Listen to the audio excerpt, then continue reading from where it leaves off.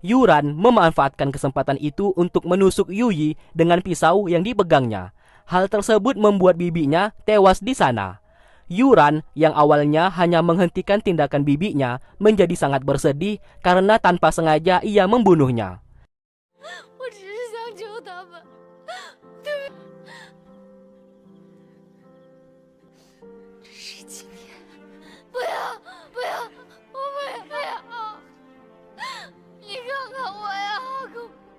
Setelah kematian Yuyi, tempat di istana itu seketika berubah. Akibat Yuran sebelumnya melakukan tarian dewa. Dan seketika orang-orang suku Yu beserta penjabat dari negara Qingzhou langsung sujud di hadapan Yuran. Dan mereka semua meminta Yuran untuk menjadi pemimpin mereka saat ini.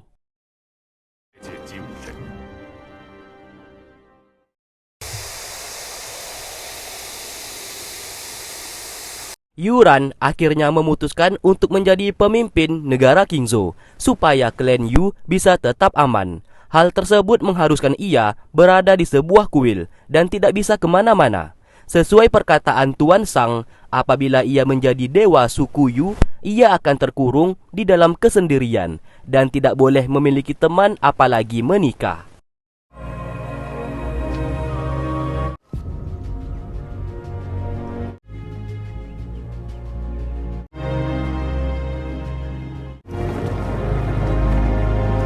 Jie menjadi bersedih karena saat ini ia tak bisa lagi bersama dengan Yuran. Namun ia juga turut senang karena semuanya ini memang keinginan Yuran untuk bisa menjadi pemimpin suku Yu. Lalu Asule mengajak Jie pergi ke negara Yin untuk membebaskan Xiao. Namun Jie menolak. Ia memilih tetap berada di sana untuk sementara waktu agar bisa melihat Yuran.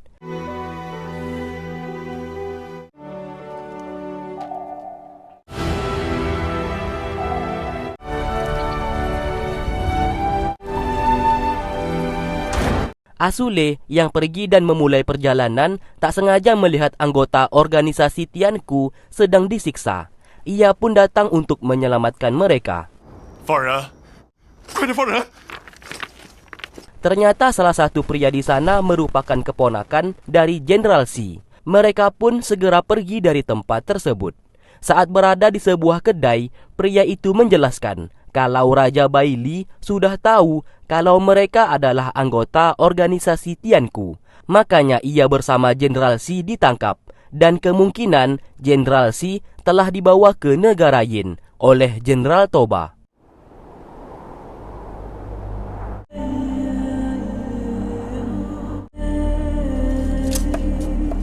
Setelah itu, Asule pergi menemui Raja Baili. Di sana ia meminta maaf karena Yuran tak bisa ia bawa pulang, dikarenakan Yuran telah menjadi pemimpin suku Yu. Ia juga meminta maaf atas kematian bibi Yuyi. Ia pun bersedia menerima hukuman dari Raja Baili. Raja Baili tidak menyalahkannya, karena bagaimanapun juga masalah yang terjadi saat ini merupakan masalah internal dari suku Yu di negara Qingzhou. Lalu Asule meminta Raja Baili untuk membebaskan Xiao dari tawanan. Raja Baili menjawab ia tidak pernah menahan Xiao, dan selama ini Xiao diperlakukan dengan baik. Ia hanya menggunakan Xiao untuk menunggu kedatangan Asule kembali. Sesaat Asule sangat terkejut karena ternyata ayahnya saat ini telah meninggal, dan abang-abangnya sedang berebut tahta di suku Qingyan. Raja Baili mau Asule segera kembali ke suku Qingyan, dan ia siap membantunya untuk menjadi raja di sukunya tersebut.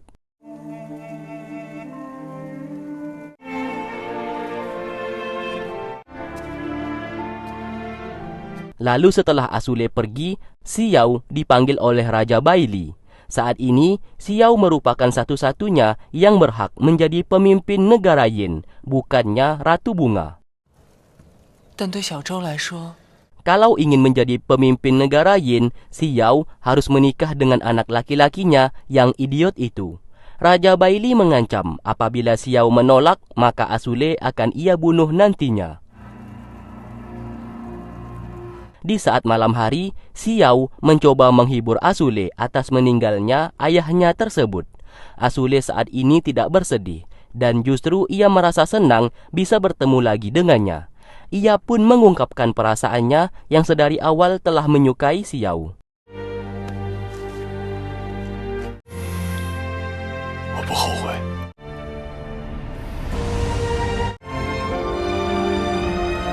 Lalu keesokan harinya, atas perintah dari Raja Baili, Jenderal Toba berniat membantu Asule dan telah mempersiapkan ribuan pasukan untuk menyerang suku Qingyan, supaya Asule bisa menjadi pemimpin di sukunya sendiri. Namun, hal itu ditolak oleh Asule, dikarenakan ia tak ingin berebut kekuasaan dengan abang-abangnya. Ia tahu Raja Baili saat ini hanya memanfaatkannya saja dan sampai kapanpun Asule tidak akan menjadi budak Raja Baili. Jenderal Toba yang menyadari kalau Asule telah mengetahui semua rencana Raja Baili akhirnya memutuskan untuk menahan Asule di dalam penjara. 那世子就在监狱中等待。 Berita mengenai Asule ditahan dan hendak dieksekusi telah tersebar ke semua warga. Dan hal itu tak sengaja dilihat oleh Xiao. Ia pun segera menemui Raja Baili dan meminta untuk melepaskan Asule. Karena apabila tidak, ia tidak akan mau menikah dengan anak laki-laki Raja Baili yang idiot itu. Namun sayang, Raja Baili tidak peduli dengan ancamannya, dan Asule tetap akan ia eksekusi mati. 我也愿。退。 Lalu setelah itu, Xiao yang pergi tak sengaja diculik oleh seseorang dan dibawa ke sebuah tempat, yang ternyata orang tersebut adalah Ningqi. Di sana ia tahu Raja Baili merencanakan sesuatu hal dan hendak membunuh Asule. Maka dari itu ia menawarkan bantuan kepadanya. Karena bagaimanapun ia sudah tahu Kaisar Reqi sebelumnya telah memberikan tahta kepada Xiao untuk menjadi raja negara Yin. Sementara itu di wilayah utara, ternyata penyihir Sahan masih hidup. Ia pun menemui suku Serigala Putih. Karena ia seorang penyihir, serigala yang hendak menyerangnya dengan mudah ia tundukkan, yang membuat serigala itu seketika langsung patuh kepada Sahan.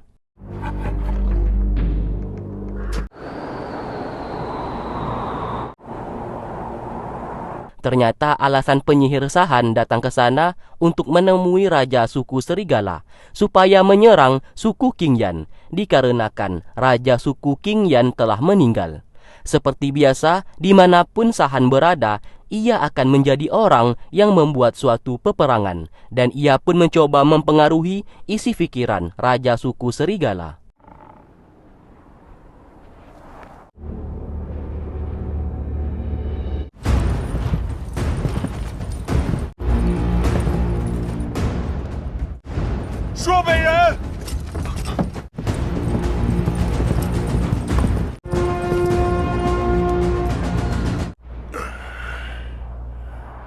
Singkat cerita, Asule sudah akan dipenggal kepalanya, hingga di mana para Algojo siap untuk melakukan eksekusi. Tiba-tiba, pasukan organisasi Tianku langsung menyerang tempat tersebut dan berencana menyelamatkan pemimpin mereka.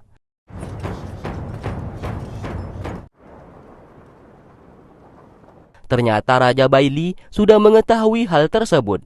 Ia pun telah menyiapkan pasukan pemanah untuk membunuh seluruh pasukan Tianku.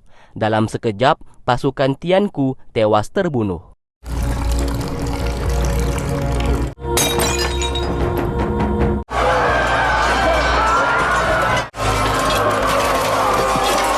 Tak lama setelah itu, Jie datang ke sana dan berhasil membunuh Algojo yang hendak mengeksekusi Asule. Ia pun menghadapi pasukan seorang diri dan berencana melepaskan sahabatnya. Namun karena jumlah pasukan milik Raja Baili cukup banyak, ia pun sedikit keteteran menghadapinya.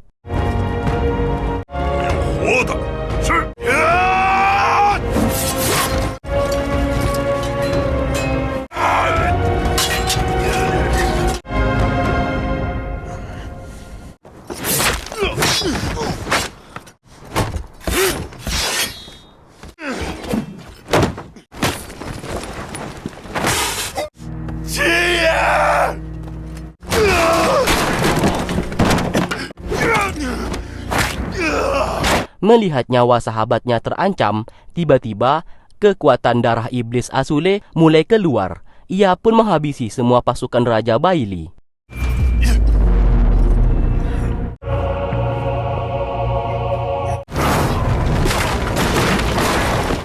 国主快回避！ Untung saja Asule saat ini sudah bisa mengontrol kekuatannya dan ia kembali sadar dan segera membawa Jie pergi dari sana. 这就是所谓的。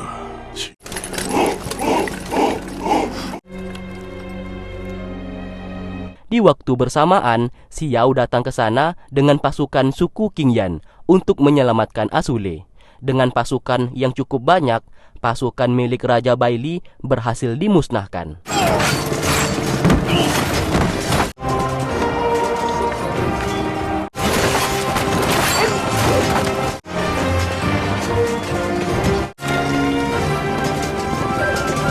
Terlihat Jenderal Toba ketakutan melihat pasukan suku Qingyan yang terkenal beringas dan kuat. Sampai-sampai ia hanya terdiam di saat Raja Baili memaksanya untuk turun berperang.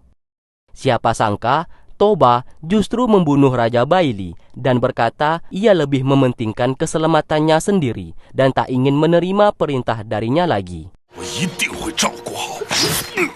Singkatnya, Asule bersama Xiao berhasil meninggalkan wilayah Raja Baili. Tian, abangnya itu berkata kalau suku Qingyan mereka dalam kehancuran akibat saudara-saudara mereka yang berebut kekuasaan.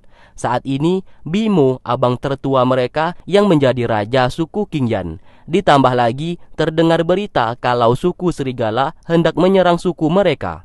Mengetahui masalah tersebut, akhirnya Asule menyerahkan posisi pemimpin organisasi Tianku kepada Jie dan memintanya untuk menyelamatkan Jenderal Xi.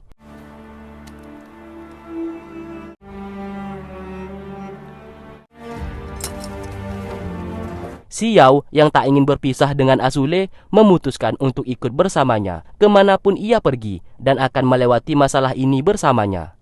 Namun Asule saat ini memutuskan untuk tidak membawanya karena ia tidak mau wanita yang ia cintai akan tewas terbunuh nantinya.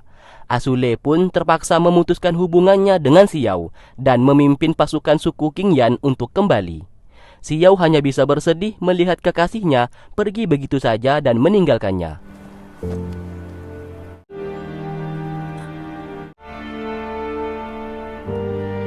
Singkat cerita, setelah Raja Baili tewas terbunuh, Jenderal Toba melantik dirinya sendiri untuk menjadi raja baru di negara Tang. Tak lama setelah itu, Ningqi, utusan dari negara Yin datang ke sana. Ia datang membawa segel penasehat negara. Di sini, Toba tidak waspada sama sekali karena mengira Ningqi adalah pria buta yang sulit untuk melihat. Namun siapa sangka Ningqi tiba-tiba menusuknya dengan pisau tepat di lehernya hingga Toba tewas seketika. 百里家人还没死绝。 Ternyata Ningqi merupakan keturunan asli negara Tang dan identitasnya selama ini ia rahasiakan dari semua orang. Begitu juga dengan Ratu Bunga. Setelah Toba meninggal, ia pun melantik dirinya sendiri sebagai raja baru di negara Tang. 传宗伯， Sementara itu Asule yang masih di perjalanan mendapatkan kabar kalau suku Qingyan sedang berperang melawan suku Serigala. Mendengarkan hal itu, Asule segera mempercepat perjalanannya. 操！ Di lain sisi, suku Qingyan terlihat jelas kalah melawan suku Serigala. Tidak hanya itu, abang kedua milik Asule juga tewas terbunuh saat melawan seseorang yang bernama Mengle, yang merupakan raja dari suku Serigala.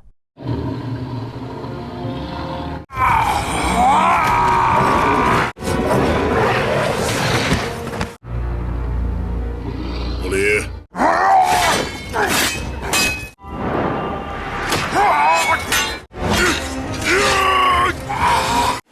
结束了。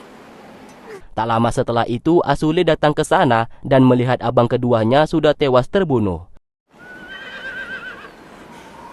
Di sana Raja Mengle tidak mau melawan Asule dikarenakan ibunya Asule merupakan anak dari Raja Mengle. Dengan kata lain, Raja Mengle ini adalah kakeknya Asule. Setelah itu ia pun pergi meninggalkan tempat tersebut dan meninggalkan Asule begitu saja. Asule lalu kembali ke suku Qingyan sambil membawa Jenderal Muli, satu-satunya orang yang masih hidup. Semua warga justru menyalahkan Jenderal Muli sebagai penyebab keluarga mereka meninggal di dalam peperangan tadi. Jenderal Muli mengakui kegagalannya dalam menjadi jenderal. Ia pun menebus kesalahannya dengan melakukan bunuh diri.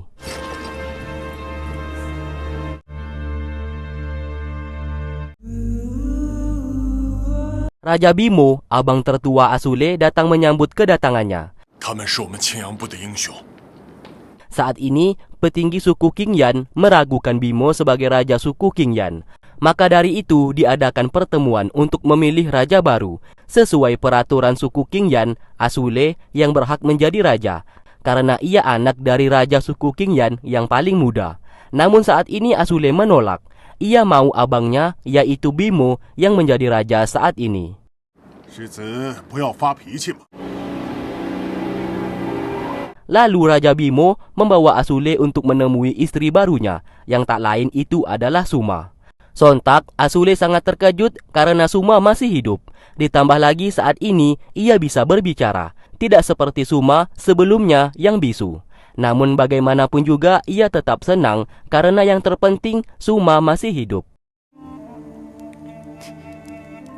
Lalu setelah itu ia bertemu dengan penasehat suku Qingyan, kakek tua yang sangat baik kepadanya. Asule lalu dibawa ke suatu tempat sambil kakek tua itu menjelaskan alasan Asule dikirim pergi oleh ayahnya karena Asule merupakan pewaris darah perunggu dari kakeknya. Kekuatan itu bisa membuat Asule memiliki kecepatan dan kekuatan yang sangat luar biasa. Akhirnya Asule menyadari ternyata orang tua yang ditemui Asule di dalam penjara bawah tanah kemarin merupakan kakeknya sendiri. Ia pun baru mengetahui selama ini di tubuhnya terdapat kekuatan darah perunggu dari kakeknya. Namun apabila ia tidak bisa mengendalikannya, maka ia akan kerasukan darah iblis. Maka dari itu, kakeknya dikurung di dalam penjara sebab tidak bisa mengendalikan kekuatan darah perunggu tersebut. Untuk menghindari pengaruh buruk dari kakeknya, ayah Asule mengirimnya pergi sejauh mungkin dari suku Qingyan.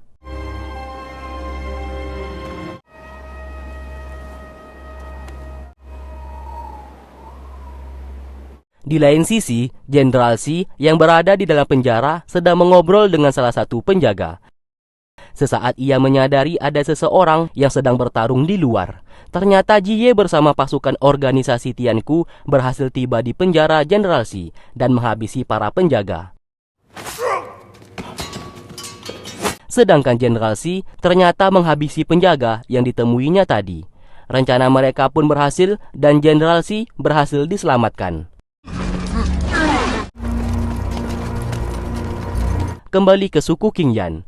Mereka yang menyadari kekuatan suku mereka tidak terlalu kuat akhirnya memutuskan untuk melakukan perdamaian dengan suku Serigala.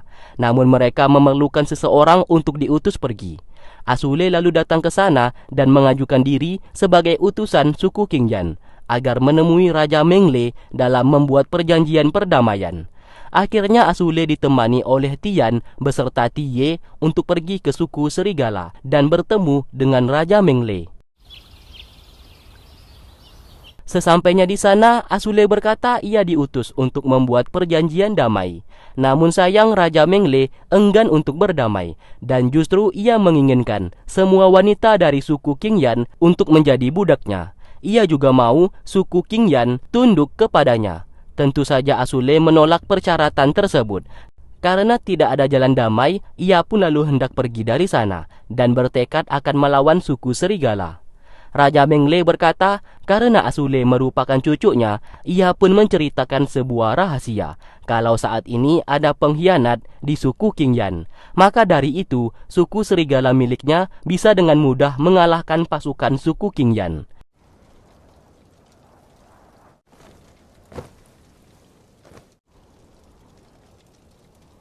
Saat Asule hendak pergi, tiba-tiba ia bertemu dengan penyihir Sahan. Ia pun terkejut akan hal itu dan tidak percaya Sahan ternyata masih hidup. Asule menyadari peperangan kedua suku saat ini itu ulah dari Sahan. Oleh sebab itu ia hendak membunuhnya.